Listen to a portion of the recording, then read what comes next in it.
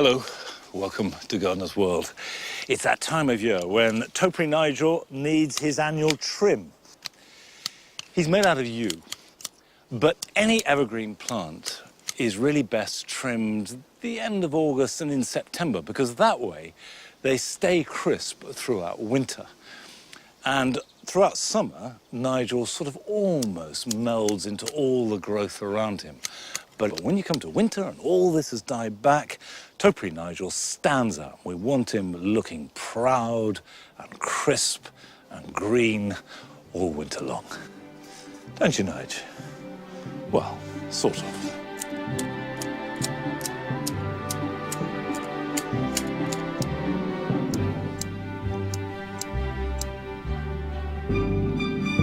On today's programme, we meet a couple whose passion for gardening has become an inspiration for art. Carol is looking at the fascinating depths of blue that you can add to your borders. And I shall be showing you how to take cuttings now so that you have lots of new plants for free to put in the garden next spring.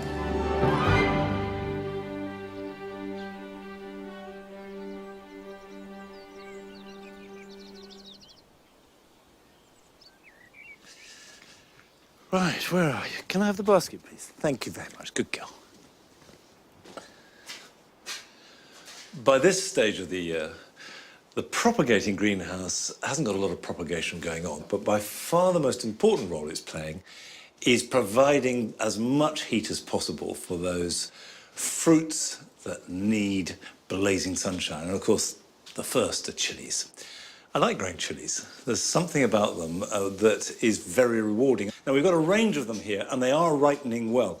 And I have been harvesting them, but when you're harvesting them, it's really important to go for them when they're fully ripe. You can see this one here, which is a Hungarian hot wax. That is pretty much ripe, so I could harvest it. That one has still got some orange in it, and this is still distinctly orange. And what you want to look for is full saturation of its intended colour. So if it's a red one, it wants to be fully red. I'm going to take that off, and that's good. Now, if you harvest them when they're ripe, the unripe ones will ripen quicker and the flowers will produce more fruit. So you can keep them going, whereas if you leave them on, however decorative they are, you're slowing down production. And I should keep them producing lovely fresh chilies well into autumn, even up until Christmas. That certainly isn't going to happen with the aubergines. So this is a variety called Black Pearl. They're growing in pots, which I find is much better for production, because although you get smaller plants, they're slightly stressed, so they make more flowers and more fruit. We've already harvested and eaten half a dozen good-sized ones like this so far this summer. At this stage of the year, it is important to keep nice compact plants. So where you've got a leader like that, that could be taken off because we don't want any more flowers at this time of year. We simply want to put the energy into converting the flowers that exist into fruits that will ripen before the weather gets cooler and the light goes. I water these twice a day. If it's hot, certainly give them a good soak once a day, because they've exhausted all the stores of water and of nutrients. I feed these twice a week with a high potash feed. A tomato feed is perfect, or liquid seaweed. A fruit that is nowhere near ready, that is still really hard and heavy like a cannonball, are the melons. This is a variety called Sivan, and it's coming along fine. But I know from experience, it's one thing to grow a melon. The hard bit is to grow a melon that ripens perfectly and has that delicious sweetness. That should get about 30% bigger. I'm not going to get a huge melon from this. Melons are designed to grow flat on the ground, so they do need some support because there's a real risk that that will fall off. The best thing to do is to use a little bit of old netting or a pair of tights or whatever you've got and support it. So take the weight, wrap it round like that. And this is very Heath Robinson, but it does work.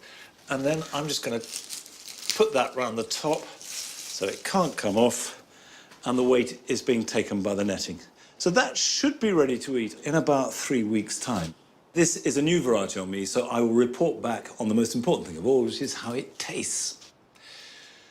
Now, although we cover a wide range of horticultural flowers and fruits and plants of every kind here at Longmeadow, I know that the secret of success in any garden is how it makes you feel. If you think your garden is beautiful, if it makes you happy, then it's a good garden. That's all that matters. It's always private and personal. And we went down to Wiltshire to visit a garden whose owners, I think it's fair to say, are deeply in love with their garden.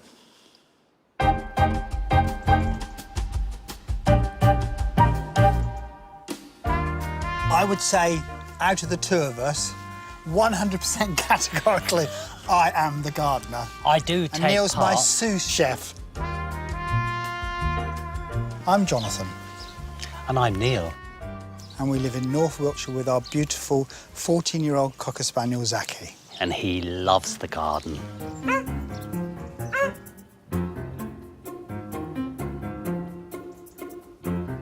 I do have an input. I love picking the flowers and dressing our cottage, really, but I don't You just really don't like... do the manual work. I don't like the He digging. doesn't like getting his nails dirty.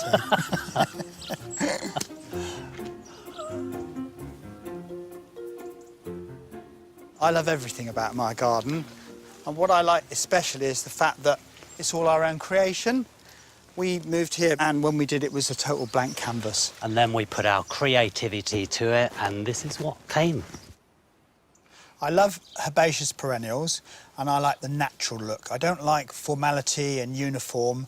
It's been so easy to divide or take seeds or take cuttings and move them around the garden.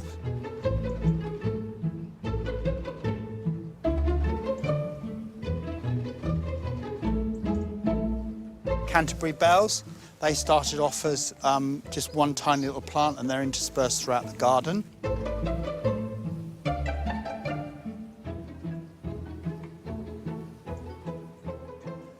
And this is a lovely plant. It's a midsummer flowering clematis, which goes on and on and on and on. I only put this in a couple of years ago. We also like to add a rose every year. This one's called Summer Wine, and it's now 9 years old, and it was bought for my 50th by my neighbour. It's just wild and beautiful.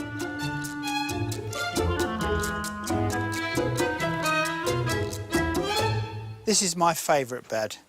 Got Sweet William, which are all grown from previous year's seeds. Foxgloves, also grown from previous year's seeds. Look at the bees in it, look at the insects in it, look at the colour and the vibrancy. I just love this bed. People say, why have you got so many benches? Because I just like to sit and admire my work sometimes, like today.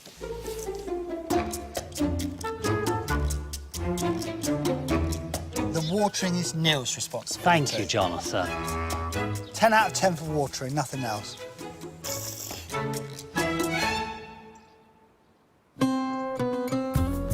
I absolutely am so inspired by the garden. I started to dance in 1969, and in 1993 I retired and woke up one morning and had this sudden urge to go out and buy some paintbrushes and started to dance with paint.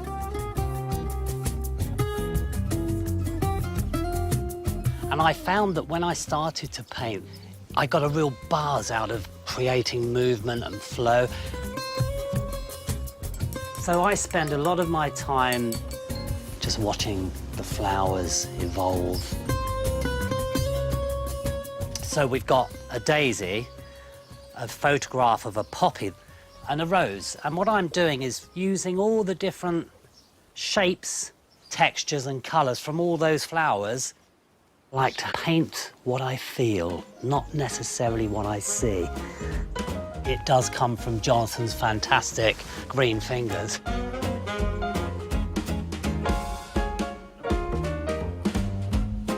I can come into the garden in the morning and the next minute I could be looking at my watch and it's 6 hours later. I could just lose myself. The whole world is all forgotten about. We love it, don't we, here? Absolutely love it, yeah. Couldn't think of anywhere else we'd prefer to be.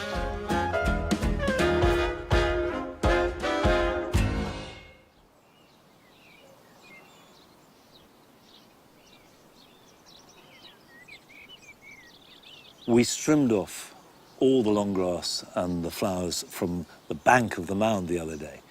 And the idea is to strip it right back to exposed soil, and then the seeds from the flowers can germinate, and it should get better and better. But what it also does is expose these holes you see on the bank. And if you find, when you cut long grass, round holes about an inch in diameter, they almost invariably belong to voles. Voles love long grass.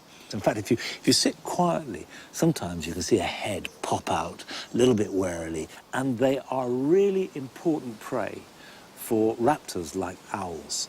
So it's not just insects and butterflies that benefit from having some meadow grass.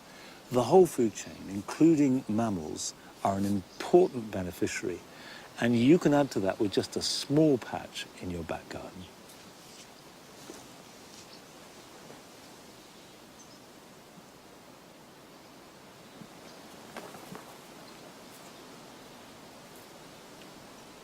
The lavender hedge here on the mound has finished flowering.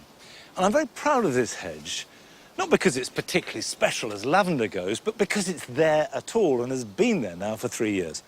Lavender at Longmeadow doesn't grow well. We've lost dozens of plants, and it's always in the winter because it's the combination of wet and cold is what they absolutely hate, and they just rot and die.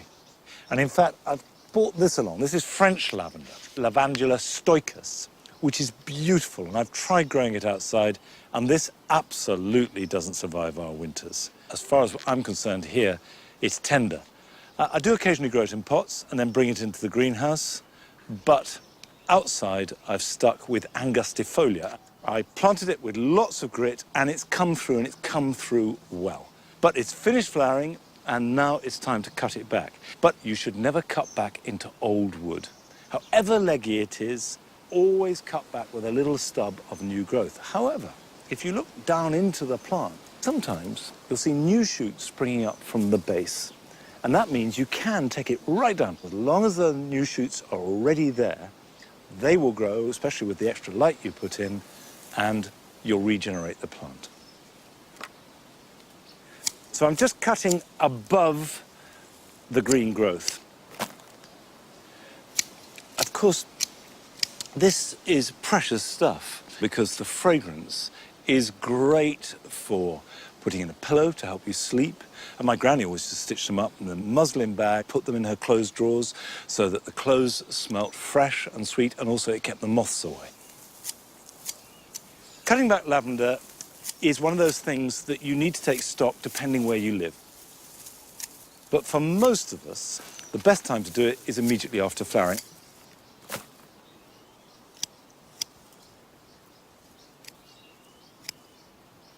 I like the way that it's almost flowing like liquid over the edge of the brickwork. And it's working well with the new planting that we have here.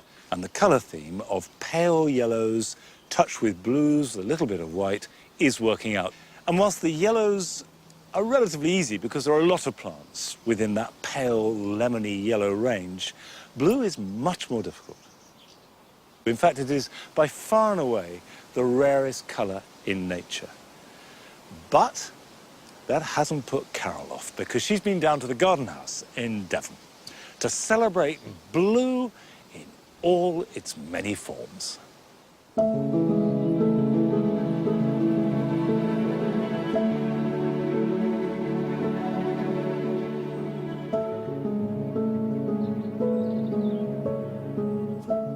Who doesn't love blue? It's a magical colour. You can mix it with soft pastels to create lovely romantic pictures. Or you can use it as a foil for brilliant colours, oranges and reds, and make them look even zingier than they are. But what I love about it is that whenever it's in the picture, it transforms it into something brilliant and exuberant.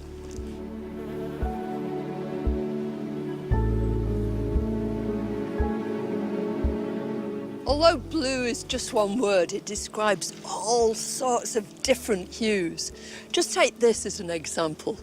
You've got this almost sort of ink stain of aconite, and next to it, in complete contrast, you've got Campanula lactiflora, the milky bellflower. And the very fact that the plants have got totally different habits also adds to that contrast. The aconite is upright, stiff, definite. The campanula is soft, it sways around backwards and forwards, and it's this that creates the drama. This is the way I love it, in these great sort of flowing streams with this dark aconite rising from the centre.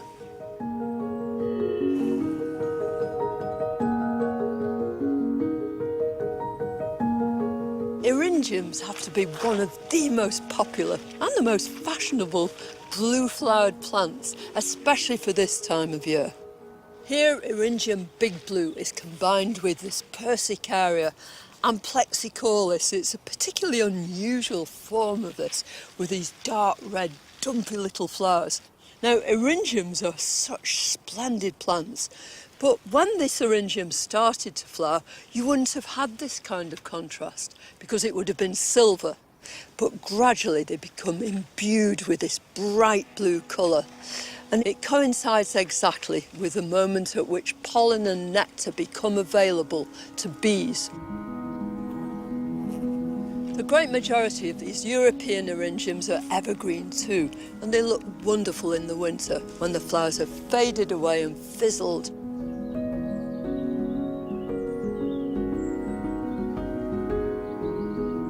There's an enormous range of blue-flowered plants, but one of the most popular ones is the geranium. There are scores of blue geraniums, but probably the best of the lot is this one. It's Roseanne. Because it's a sterile hybrid, it has no reason to stop flowering and will flower non-stop from May right the way through till October.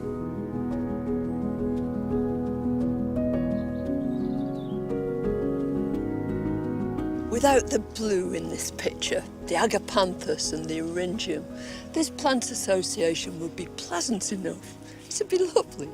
But putting that blue in there really takes it to a different level. That's what makes these pinks pinker, makes all this lovely biscuity colour really stand out. I love the way it's combined with the pink fluffy heads of the Sanguisoba obtusa. And then all the self-seeded plants in here, wild carrot, white and pink. It just brings your eye into the centre of this picture and makes you appreciate everything all the more, whether it's the Stipa gigantea or this lovely soft grass, Chianocloa. It really completes the picture.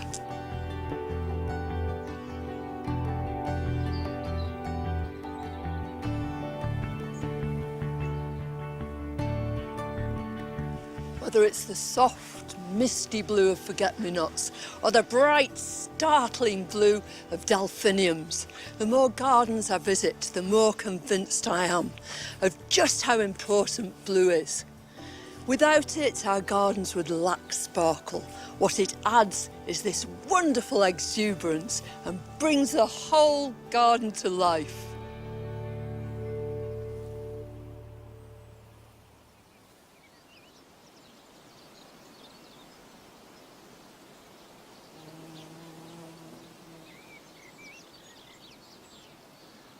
Blue is a completely fascinating colour because it's so elusive.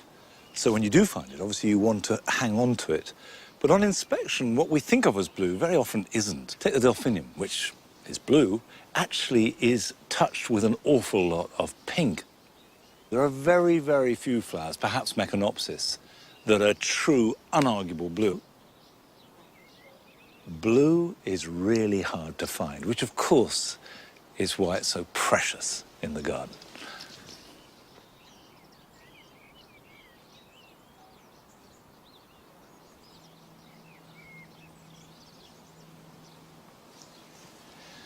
I know there are some things in gardening that are particularly scary, particularly if you're not very experienced. I know pruning roses can cause a lot of anxiety, and also taking cuttings. People somehow feel that cuttings is an advanced level of horticulture, and it isn't. A cutting is a really simple way of producing new plants. So, for example, this lace-cap hydrangea, it's lovely. and I'd like to have some more running down along the back of the orchard bed here. And if I take cuttings, I can guarantee that the new plants will look exactly the same. So a cutting is the best way to do it, rather than buying another plant. Now, what you look for with a cutting is a nice, straight, strong growth that doesn't have a flower or a bud attached. So, for example, here we've got a nice, straight, strong growth, but there's a flower waiting to open out. So that won't make a good cutting. Whereas this next to it would. And you cut it just below a leaf node where leaves attach to the stem. Cut that off. What I've got are 2 leaves coming off it, 2 leaves more, and that is cutting material. Now, in my pocket, I have a polythene bag, and this is really important because the quickest way it's going to die is by losing moisture. So putting it in a bag just stops that process. So I'm just going to take a few more. One more there.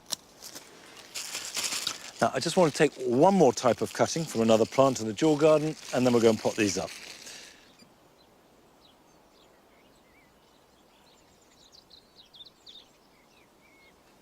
Here, I've got a salvia. Salvia amistad. It flowers all summer long with these lovely, intense purple petals with these deep, dark, almost black bracts. I'd love to have some more of it, and the easiest way would be to take cuttings now. And there's a particular type of growth that is so good for taking cuttings that is really evident now. If you see, there's this main stem there, a leaf, and then in between the leaf and the stem is this side shoot, and that will make perfect cutting material. So if I carefully cut that out, and I want to take a couple more. There's another beauty there. And that looks like being a goodie too. Okay, those 4 will do. Now, having taken the cuttings, it is important to get on with this because the quicker I can get these into pots, into a medium, the more likely they are to strike.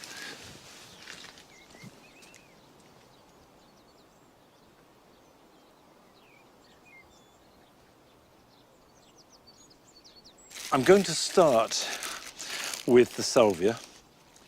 I'm going to reduce this down to just below the leaf node, there like that, and then take off these bottom leaves, like that.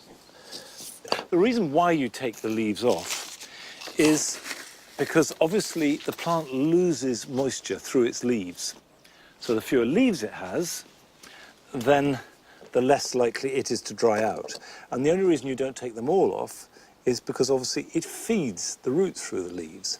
So as the roots grow, it needs some leaves to give it a little bit of life. You can see there I've cut just under the leaf node, and the roots will form from that.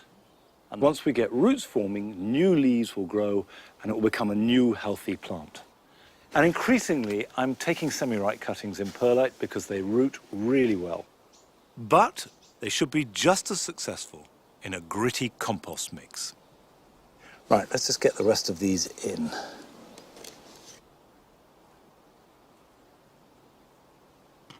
I will label that Salvia amistad. I will water the perlite, but just by misting it once, twice, or even 3 times a day, that will keep the leaves moist, it will stop them drying out, and that can make the difference between life and death. With the hydrangea, I'm going to use the compost mixed 50-50 with horticultural grit. And what we're after from both of them is drainage. Now you can see, even though they've been in a bag and it's just been a few minutes, they're not happy at all, so we need to be quick. That comes off, that comes off. And that, and that. But we'll pop that one in there. There we go. And with any cutting, it's a very simple race between the top part dying and the bottom part producing roots. And if the bottom part wins, then you get a new plant. Pop that one in there. I actually got too much leaf on that. I'm going to reduce that down. There we go. As hydrangea leaves are larger, cutting them in half will help reduce further water loss. I'm now going to put these into the greenhouse, but out of the full glare of the sun. And not let the compost dry out. And I would expect them to root in between 2 and 4 weeks' time. We'll see new growth on the top, and then they can be potted on, and I'll do that with you. So if you haven't taken cuttings before, now is the time. Give it a go. And if you're an old hand and you've been taking cuttings for years, well, here are some other jobs for you to do this weekend.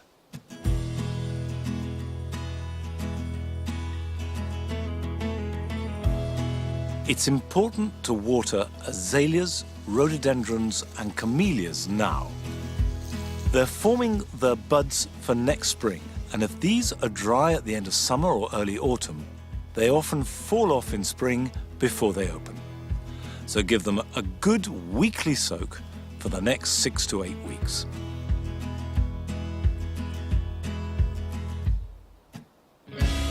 If you have a pond, you'll find that blanket weed can spread very quickly at this time of year. Carefully scoop it from the surface and then place it by the edge of the water. Leave it for 24 hours so any creature, great or small, can make their way back into the water, and then you can add it to your compost heap.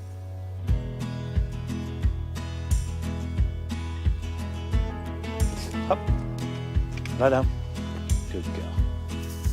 If you grow shallots, onions or garlic, and they're fully dried, they should be prepared for storage for winter.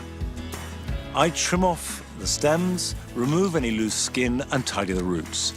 And then find if they're put in a basket in a cool, dry place, they will store well right into next spring.